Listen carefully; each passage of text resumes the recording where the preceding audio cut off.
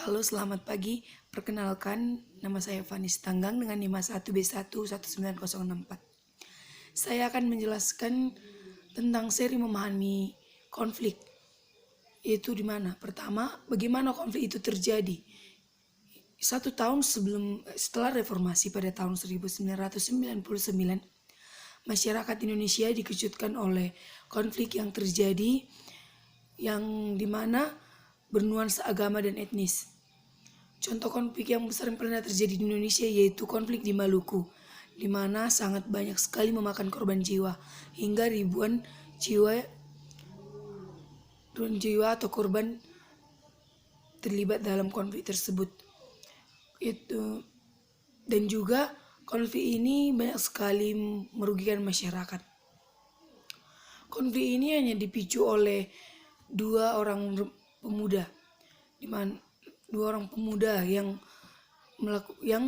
terjadi perkelahian. Konflik kekerasan berkecamuk karena adanya perkelahian, pembunuhan, sengketa, dan perebutan kekuasaan. Akar konflik tidak terlihat secara langsung, namun akar konflik tersebut bisa berupa ketidakadilan, diskriminasi, dan korupsi. Akselerator konflik bisa berupa isu agama, suku.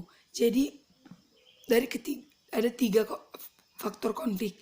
Yang pertama yaitu pemicu konflik, di mana tadi pemicu konflik itu yaitu perkelahian dan pembunuhan. Yang kedua akar konflik. Yang ketiga itu akselerator konflik. Aktor konflik yaitu yang pertama provokator, di mana provokator ini adalah aktor utama terjadinya konflik, di mana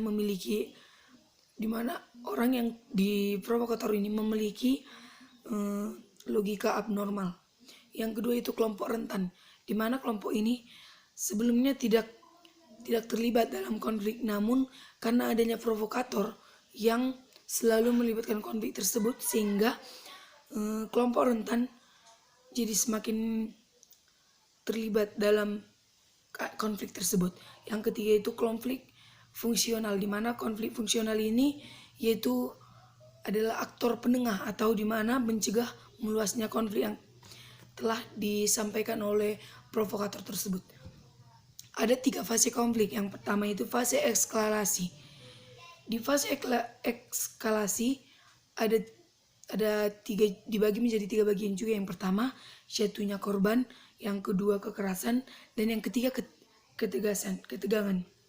Yang kedua itu fase deeskalasi, di mana pada fase deeskalasi ini dibagi menjadi 2, yaitu perundingan dan perdamaian.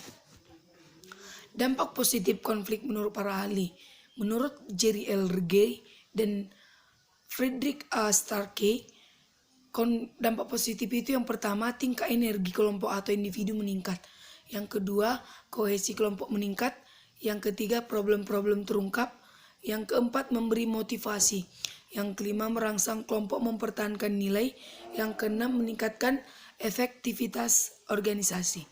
Jadi konflik itu tidak hanya memicu pada berpikirannya tentang dampak negatifnya saja, namun konflik itu juga dapat memicu dampak positif bagi masyarakat dan juga bagi pribadi kita sendiri. Misalnya yaitu memberi motivasi, karena jika konflik terjadi sebelumnya, kita dapat berpikir bagaimana ke depannya dan apa yang akan kita lakukan, sehingga ini memotivasi kita agar menjadi lebih baik lagi. Seperti itu. Yang kedua yaitu pendekatan modal sosial sebagai konsep menghindari konflik. Modal sosial ini tumbuh dan berkembang sesuai dengan perkembangan yang ada. Hal ini tergantung dari karakteristik modal sosial yang dimiliki setiap manusia atau setiap individu.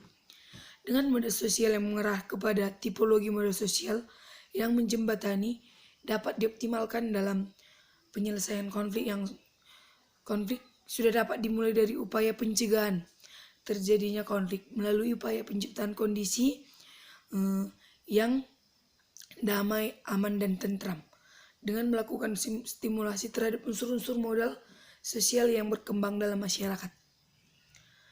3 prinsip dasar konsensus Yang pertama, partisipasi masyarakat, di mana partisipasi masyarakat ini dilihat dari partisipasi masyarakat dalam kepemerintahan. Bukan hanya pemerintah saja yang dapat berpartisipasi dalam mengembangkan masyarakat ini semakin baik lagi hingga tidak adanya konflik. Yang kedua itu tegaknya supremasi hukum. Yang ketiga, transparansi, yaitu di mana keterbukaan atas semua tindakan dan kebijakan. Sekianlah hasil presentasi saya mengenai konflik. Semoga teman-teman yang menonton dapat memahaminya dan juga lebih paham lagi tentang konflik-konflik yang terjadi di Indonesia. Dan jika ada kesalahan saya dalam tutur kata saya, mohon dimaafkan. Sekian dan terima kasih.